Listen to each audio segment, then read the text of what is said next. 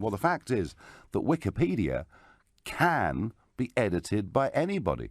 Probably as we speak, there is somebody editing my Wikipedia page to put as negative a slant on it as they possibly can. I'll get off Wikipedia now.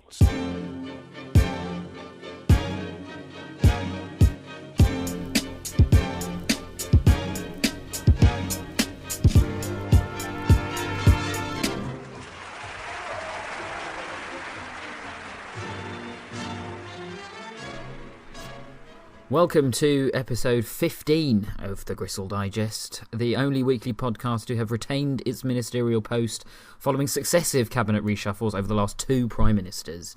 Today is the 17th of July, I'm Orip Sen, and I'm joined as ever by my good friend Paul Moss. How's it going, Paul? Sup, yo. It's going. And I shall give you an update when I have one, but it's definitely going. That's excellent. Updates to follow.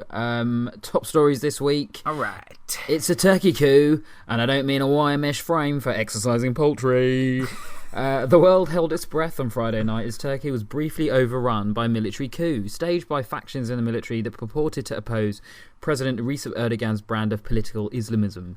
Certain sections of the military claimed to have intervened in support of Turkey's famed long-standing secular tradition, which allowed thousands of Brits to flood the country's beaches every year to live in a fantasy world of cheap booze and kebabs. The coup, however, quickly fell apart as all opposing parties and pretty much anyone else with a pen or a microphone denounced the junta, and the army faction leading the coup failed to garner any meaningful public or military support.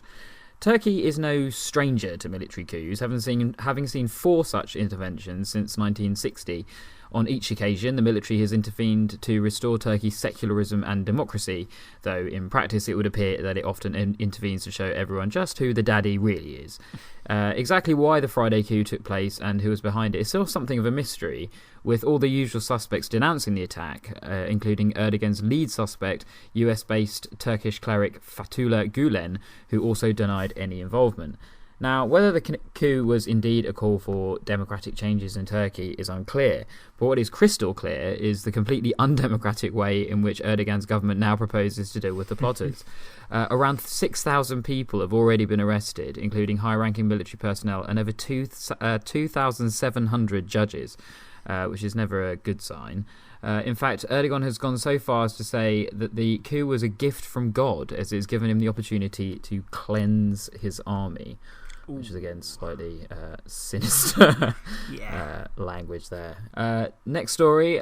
Oh, I'll have a Philip Hammond handle and a Boris Johnson door, please. World wishes there was a new IKEA in Whitehall as May chooses ugly new cabinet.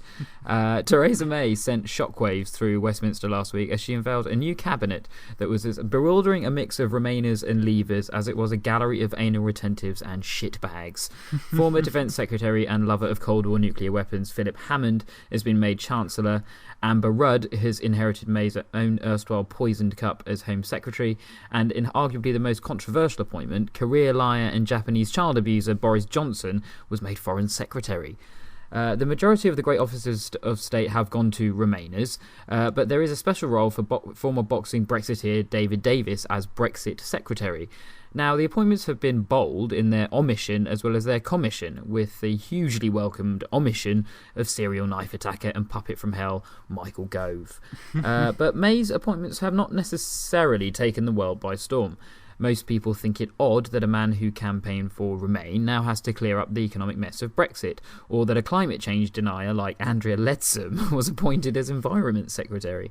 But most are aghast at the decision to appoint the country's most famous liar, a man who spent the last year insulting almost every leader in the free world, as our Foreign Secretary.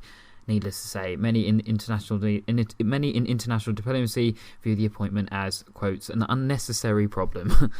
And final story this week, Paul. Pokemon Go. No, stop. No, go. Oh, no, it's go again. Oh, but mind the dead body, though, kids. The world has gone Pokemental as Pokemon Go has taken the augmented reality world by storm. Just a week ago, barely anyone knew about the smartphone gaming app that combines your phone's camera and GPS for hours of digital pet raising and hunting, all in the actual world around you. Videos of literally thousands of people, most of whom, has to be said, were college-age Chinese kids gathering in Central Park in New York to hunt Pokemon have gone viral around the world, suggesting that our full transition into a Matrix-style reality may be achieved with far more willingness than the Wachowski brothers ever thought imaginable. However, already the latest cyber phenomenon has been the victim to a cyber attack, as leading hacking connective Poodle Corp claimed responsibility for sending the servers down today, leaving millions of users unable to find their respective Pokemons, forcing them into doing things that normal adults tend to do instead. Oh, Jesus. I know, it's such a tragedy. It's just it's horrific. It is yet to be fully understood what the true impact of these augmented reality games really will be, but one unforeseen impact appears to be the inadvertent disinterment of corpses floating in rivers, as in the first week alone, 2 dead bodies were uncovered by Pokemon Go hunters looking to find Pokemon in much sought after natural water sources. Yeah, that's wow. Yeah. So top stories this week. We'll start with Turkey. Yeah, a bit of a sort of it was a coup, but it was almost like a coup. It was like a TV event. It just kind of kicked off over a few hours, and then it was it was like a movie. It fell apart as quickly as it started. Really, it was like a good 2.5 hours action film. Like.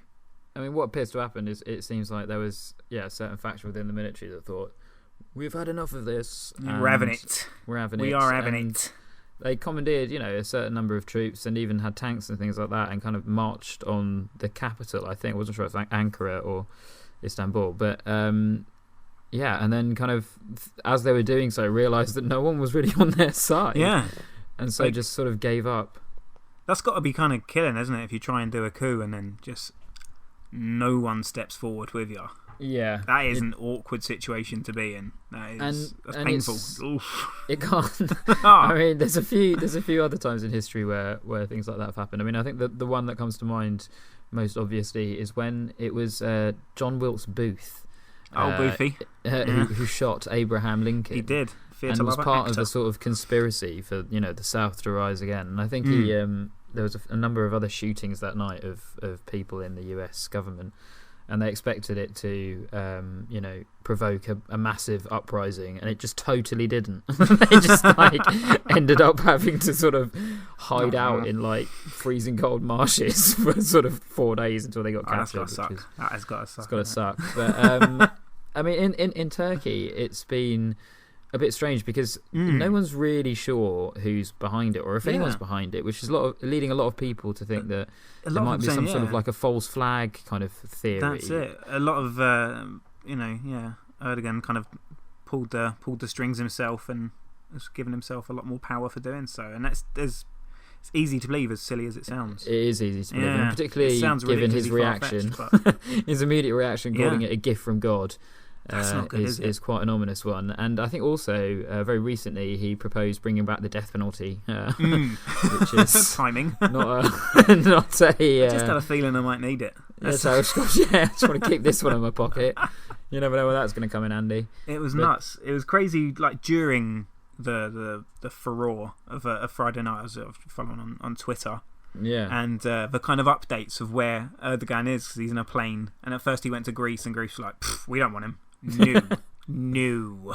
And then there was a brief report, I think it was false, that he was coming to Britain. Oh my god! Yeah, welcome to the job, Boris. Welcome to the job. Welcome to the job. And also, has Erdogan, read nothing of British newspapers in the last few months when it comes to that was Turkey? Probably punishment for us, because he knows wherever he goes. That's should that coup have been successful, that creates a problem. Yeah, I mean, it's, the sort of Turkish politics has got quite a kind of complicated history, and Erdogan himself is not is an interesting character in the sense that he is quite not is he Islamist? It's hard to say if he's hardline Islamist, but he's certainly very conservative in that regard, and has tried to undo a lot of what was quite secular about Turkey. But it seems like it's always had this kind of battle between those sort of forces, like the kind of secular forces, which are oddly backed up by the military, which is not normal in these sorts of environments. Yeah.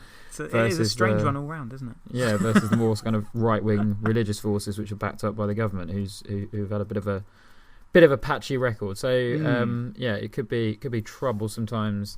ahead for Turkey. But second story this week was the cabinet reshuffle. Oh, what a reshuffle! So yeah, really odd. It's just bizarre. Kind of, bizarre. Yeah. It seems like Theresa May is trolling people. Yeah. For a start, I suppose it's worth noting that out of the 25 main kind of posts in the cabinet, only 7 have actually gone to leavers. And 2 of those in brand new positions. Yeah, precisely. Brexit secretary. Yeah. Leaver minister or whatever. Kind of stupid names. But there's but there's been some really strange decisions. I mean, Andrea Leadsom as environment secretary is worrying. Do you know? So a statement from her. This is true. This is transcribed. Her first day on the job as energy minister was. So is this whole climate change thing? Is that real? Yeah, I read that too. That was the first Jesus. kind of bit of work she commissioned. Yeah, that was the first question: is climate change real? It doesn't bode well as well that one of Theresa May's first actions in government is to get rid of the climate change department. Yeah, just like no, we don't need that. We haven't got that anymore. We've just got Andrea Leadsom in charge of the environment. We're fine. And on top of that, Boris Johnson as foreign secretary, stunning. That is something special, isn't it? That is something special. I mean, and the world, frankly, has already reacted to that one with a mixture of utter disbelief and rolling on the floor with laughter and a bit of a snicker. Bit of a snicker. I mean, obviously in France he's already been branded as a liar. Pretty much everyone in Europe regards him as a kind of liar. The Americans don't look upon him too favourably since he recently he didn't win any friends, did he, when Barack came over last time? Yeah, he called him the part Kenyan US president with an ancestral dislike of the British Empire. Didn't go down too well. And criticised him for removing a bust of Winston Churchill from the Oval Office. Slagged off Hillary Clinton, calling her a sadistic nurse in a mental hospital. That wouldn't have gone down well. So this is Boris on the job, and also in China, he's sort of viewed as a celebrity, but a sort of silly man. And they've actually got a name for him. You know how we call him Bojack. No they've got a name for him, and he's called Bao Si. Seriously, that's what they called him, Bao Si. And now Bao Si is foreign secretary. Bao Si. Oh, Bao Si. And they're like, "Are you crazy? Why are you doing? How come Bao Si is foreign secretary?" They're literally saying that. They think it's a joke. They don't understand it. Oh my god. They don't understand why his hair looks like that. Well, do you remember Beijing 2008 and he came out with Whiff Waff? Exactly. That's what they remember. Oh my god, that's what they remember. And I don't blame them. That's what they remember. Oh, Jesus, a fucking character from The Viz has got a really important job now for this country. Jesus. So the next few months are going to be very interesting with all these international negotiations to take care of.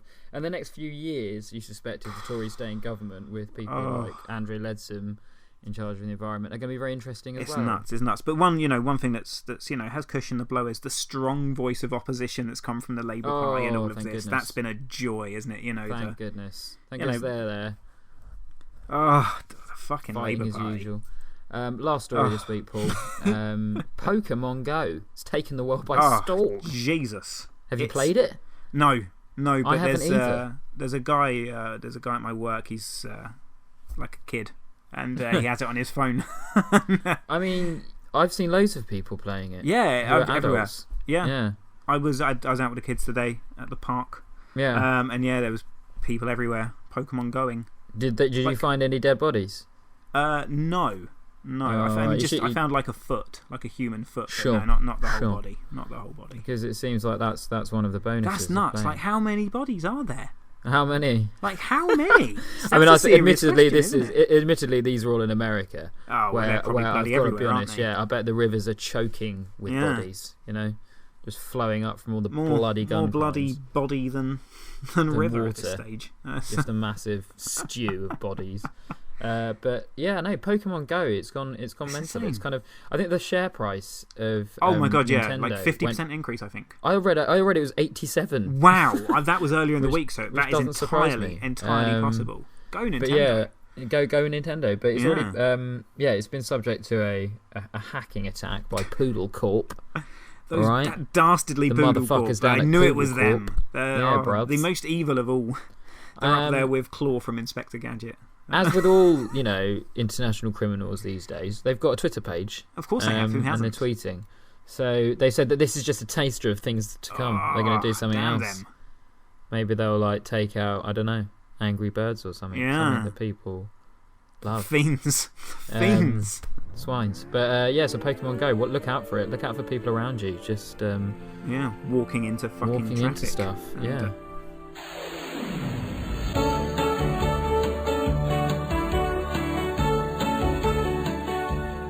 Today in history, Paul. Oh, yeah.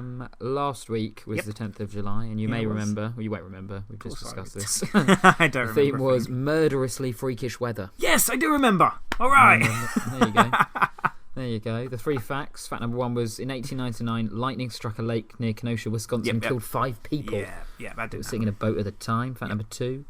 In 1924, 2-pound-sized hailstones fell in the town of Rostov in Russia and killed 23 people working in fields and a number of head of cattle. That never happened. And the final one was fact number 3. This is the one.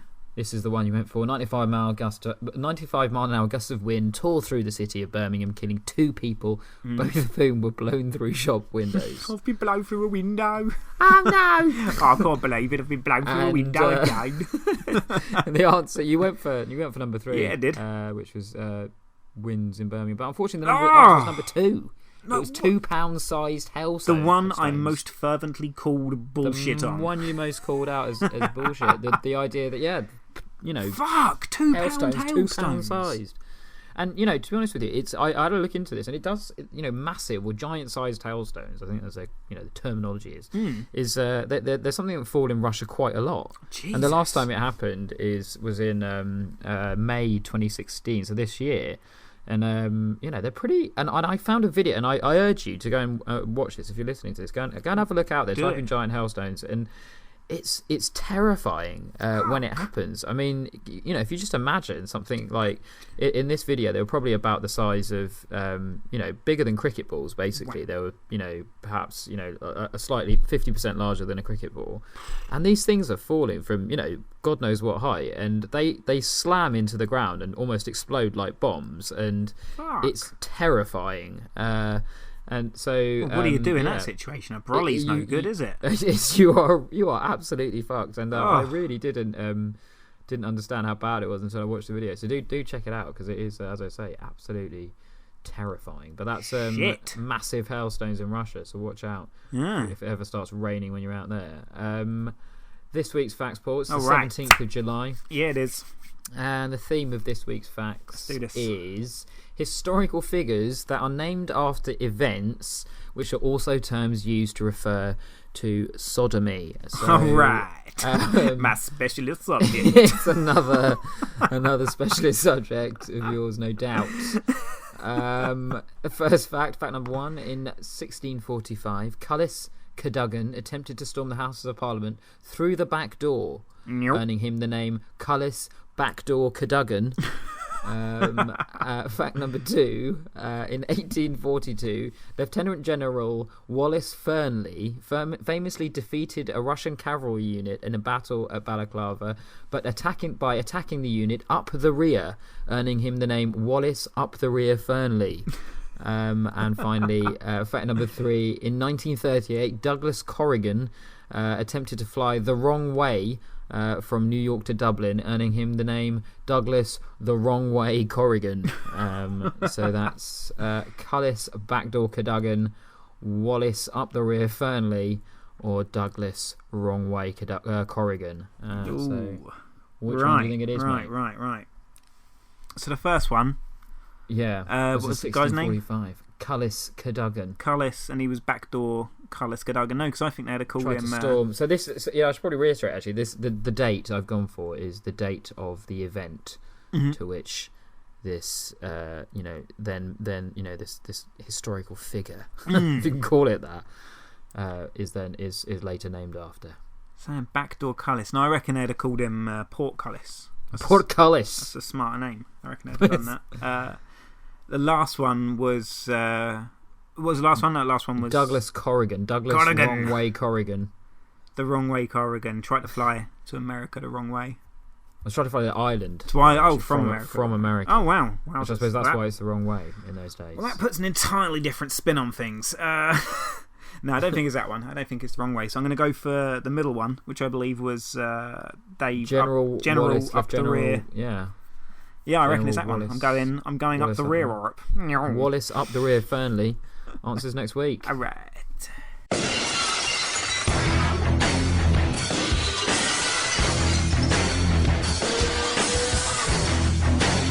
The Moss Report. This week's Moss Report is brought to you in conjunction with O'Lafferty's tinfoil hats. If you're worried about Murdoch-backed Illuminati force agents controlling your mind, then make sure you're wearing an O'Lafferty, guaranteed to protect you and your loved ones from the brutish, elitist capitalist machine every time. And as a special offer to you loyal Gristlers, log on to www.olafferty-tinfoilhats.com and enter the code GRISTLE1 for a 10% discount. Do it now. O'Lafferty's. Fantastic. And now, onto the show. Theresa May, in her first week of Prime Ministering, has been a busy lady. We've seen mass changes to Parliament as the Notting Hill Tory clique was sent packing. And early on, she alleviated any fears that Leave voters might have had about her being a Remainer. And she did this with 1 bold statement, 2 serious appointments, and then by finally flopping out her massive Johnson to the ire of sane people everywhere. But I believe, despite the noises being made, Article 50 is no closer to being invoked as England are to entering a major tournament and not making themselves look like complete tits. Firstly, let's have a look at those serious Team Leave appointments. We've Liam Shitface Fox as Minister for International Trade. Now, as a long-time Tory who's held a series of big jobs for Camo, Dr. Fox was one of the leading voices for Team Leave, and he goes into a brand new position for a brand new Britain. Leavers are happy. Then we have the even more serious appointment of David Davis in another brand new job, Secretary of State for leaving the European Union. Davis is another popular politician, and to have a man as respected on the right as Davis heading up a specially created department with the sole purpose of Brexiting, Leavers are very, very happy. And then we have the wild card, Alexander Boris de Pfeffel Johnson as Foreign Secretary, a decision akin to making Oliver Cromwell the Secretary of State for Northern Ireland. And it's here where the cracks begin to appear. But then we have the statement, said with conviction, with purpose, with gritted determination. Brexit means Brexit. And for a brief moment, the Leavers were ecstatic. Until, of course, the realisation struck them that Brexit is a made-up word, and as such, it literally means nothing. Then, this week, Mrs. May took a trip to Hollywood to have tea with Nicola. Wasn't she Ramsay Nesbitt's wife? Sturgeon. And May played her trump card, and I don't mean she declared to build a wall, keeping the Scots out. She played a card that I believe is going to keep Britain in the EU. Theresa May promised that Article 50 would not be triggered until it was from a position accepted by all of the UK. So a deal is needed that England, Wales, Scotland, Northern Ireland and Gibraltar all agree on, as well as, of course, as the EU themselves, that party that people keep forgetting about in these trade negotiations. The Leave vote, right, was secured thanks to the jingoistic baby boomer vote, right? And as such, the idea of sacrificing Union Jack for Union Jacques is never going to be a popular one. So should this unlikely deal prove impossible, and there's a pretty strong chance it might be, that same patriotism that led to Brexit could well be the same force that prevents it. May has not only avoided civil war here, she saved the Union. And that, with seemingly improved EU conditions brought along, could be a real winner to make this whole situation go away. But what of the free Brexiteers, I hear you ask? Even with the talents of Davis, the shitness of Fox, and the spectacular showmanship of Johnson, the idea that they could put together 2 new departments and then construct a deal that could placate all parties seems ludicrously far-fetched, even in a big amount of time. And one thing to consider with that is Canada. Now, Canada have just taken 7 years to put together an acceptable trade deal with the EU, which still won't be finalised for at least another 2 years. That's 9 years in total. Now, there are some other factors to consider to fully comprehend how big a task a trade deal is to undertake, let alone one with as many ridiculous stipulations as this is going to need. Firstly, Canada has a team of 300 trade negotiators. Britain has, at last count, just carry the one, 0. We have none. We don't have any. Number 2, we have a far more complicated relationship with Europe than Canada does. We are ingrained and intertwined. This is not going to be an easy divorce. And number 3, this took Canada 9 years to do. Canada, the Ned Flanders of countries, took 9 years to do this deal. Jesus Christ, there's no way we're going to be doing it quicker than Canada, let's be honest. So it's not going to be long until the sheer scale of the task to complete a Brexit that doesn't fuck us all over completely seems like a much bigger pain in the arse than is ever actually worth it, and especially within the context of a 52% winning non-binding referendum.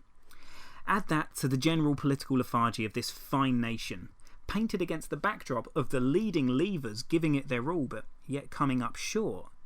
I have a pretty strong feeling this whole situation is going to be spun away, and Theresa May will not only avoid Brexit, she will do so without getting her hands dirty at all. She will remain untainted.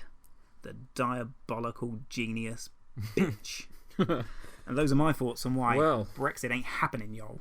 Well, I know, right? Bold political theory put forward there. Yeah, no, so, well, that's quite, very bold words, Mr. Very Moss. bold. He's called it here, Gristle Digesters. Yeah.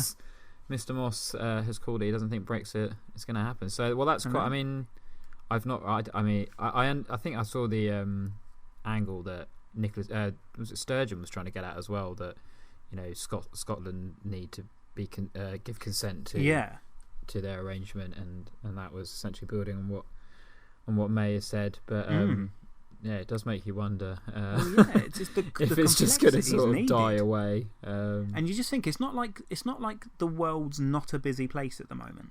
Yeah. Do you, I mean, like, even something as huge as Brexit in the wake of recent events, and by recent events I mean something as probably 2 things have happened by the time you're listening to this podcast, and we're saying these words. This is exactly what happened last week, right? This is just the world we live in. It's true. I mean, the more that goes on, who knows? the less important Brexit is going to be.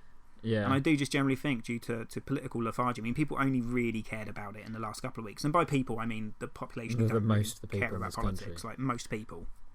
I sort of started to get the impression that it's going to be unlikely that it will go... if anything does happen Brexity, like it's going to be unlikely that it would go through without it there being some kind of vote or something. Do you know what I mean? Whether it's vote in Parliament or whether it's a vote to the people. I can't imagine that. Like, I suspect that there is still chapters yet to be written in this particular. Oh God, this tale has got but it's got a few turns to go for sure. So I may be putting my cards on the table a little bit early there, but let's get down the bookies, lads. Get down the bookies.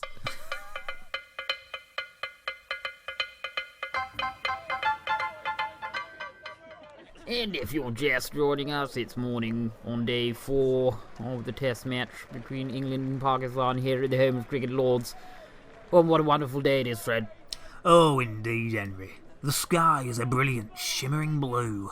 The sun has illuminated the ground like an ethereal stage, and women are sitting happily in low-cut blouses and short dresses, dangerously revealing, naughtily tantalising, gently bronzing their supple breasts in the beautiful British summertime. Indeed, and it's Wilkes to bowl. Oh, and a lovely delivery there. Angling into the batsman like a laser-guided missile honing in on a Syrian village with deft precision. And into the wicket-keeper's hands. Good over so far, just 1 run from it. Very good over so far. Walk's lines have been impeccably accurate. He has been hitting his lengths with the timing and rhythm of a Victorian military drummer, time and time again, working away, running in with legs like pumping pistons, his arms and back taut and flexing like those of a sexual Adonis, ready to take his Venus and ravage her throughout the night. And it works in again. Oh, and that's defended stoutly.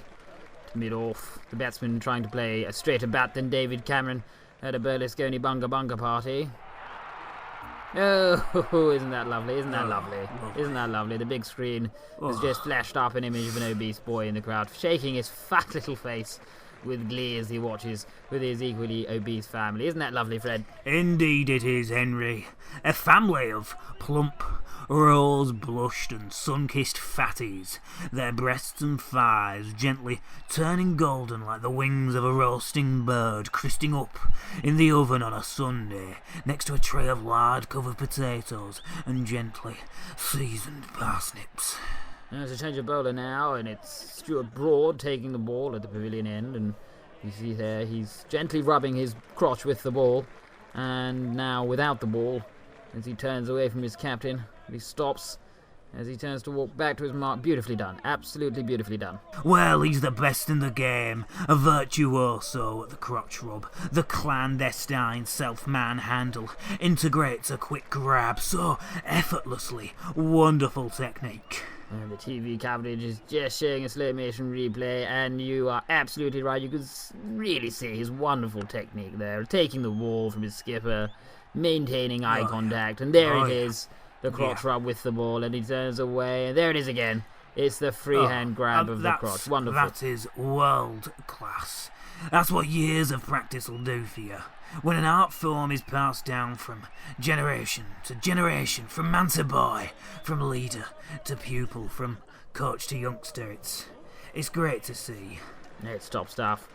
And here he is to bowl. Ooh, and that's past the bat.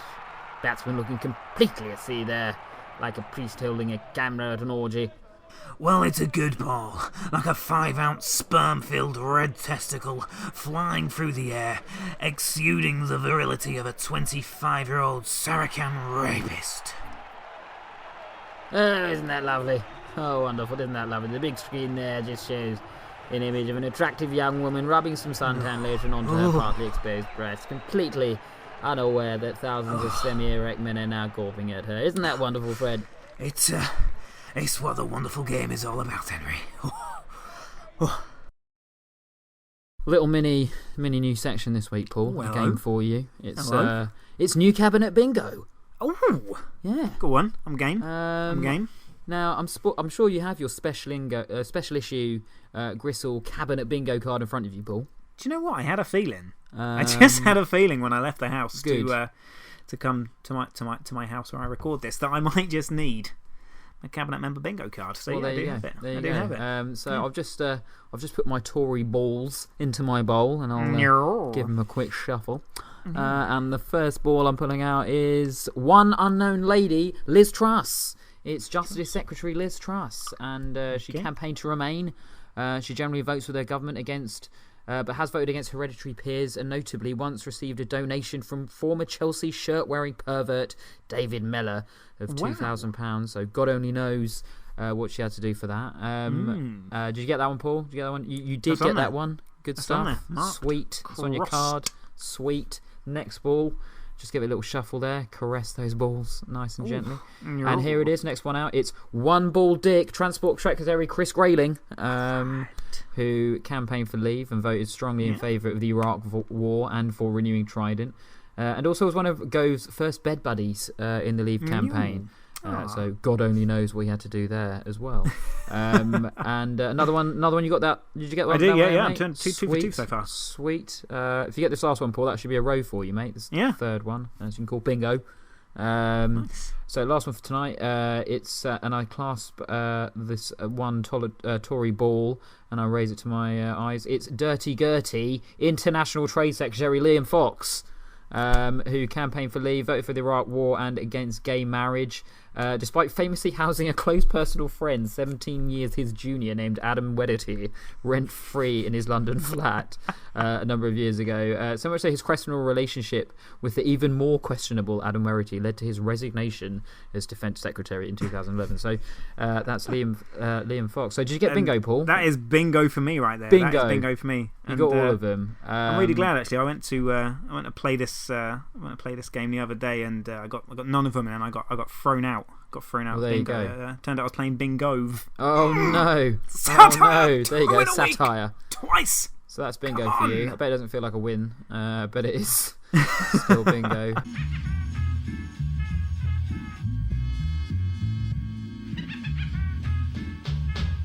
Sub it at a slam, Paul. Time to get down. Bruh, bruh. 4 headlines, 1 Blam. slam. See what you got. Last week, Alright. you slammed my ass. Uh-huh. Y'all up in my ass. Yo, I was slamming a jam and laying it down.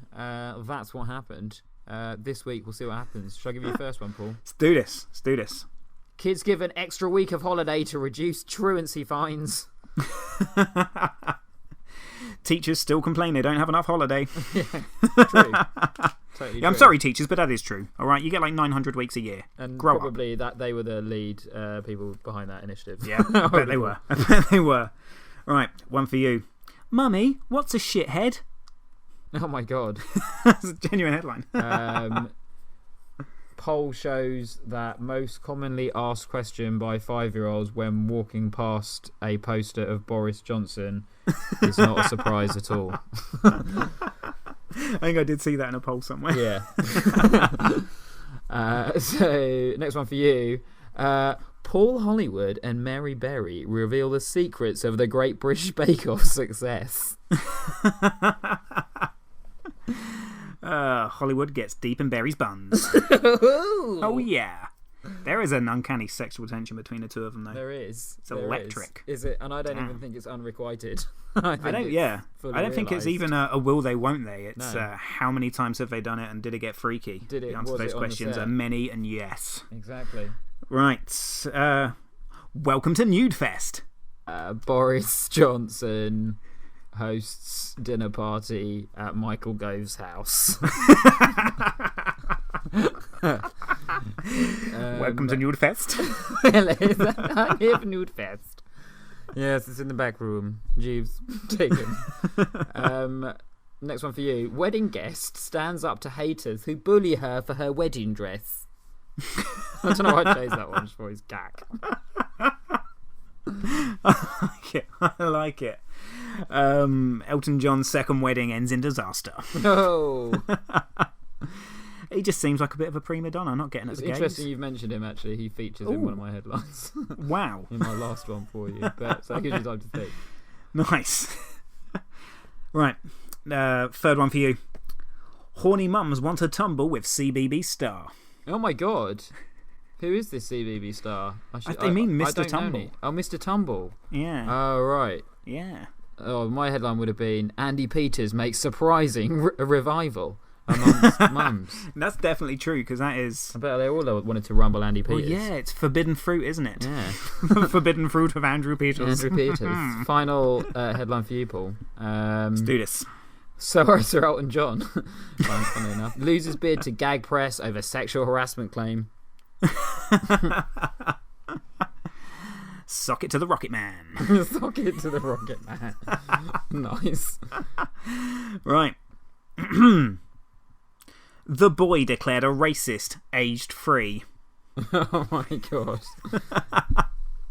Nigel Farage's illegitimate grandchild is the biggest cunt in his nursery.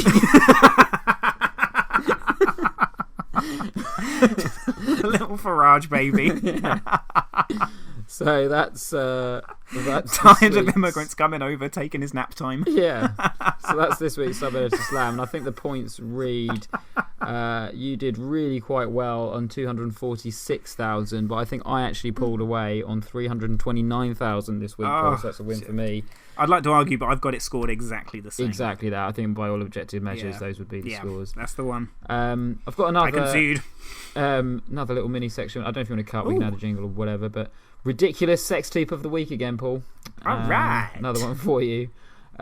Cosmopolitan again this time, Paul, in America. Oh, nice. And Cosmo. their sixth tip this week, which Cosmo. was ridiculous, it is draw an attention. It's for women, by the way. In case you haven't guessed. I'll be the judge of that. Yeah. Draw an okay, we'll see. Draw an attention-grabbing circle around your nipples using rhinestones and body glue for a special night in. Yeah, you're quite frankly sexist. It's quite like with these blokes. You're absolutely right. Damn right. I am Damn sexist, right. and I apologise. Like a rhinestone nipple. I'd get down with that. That's the night in. That's not even the sex. It seems that's the. Yeah.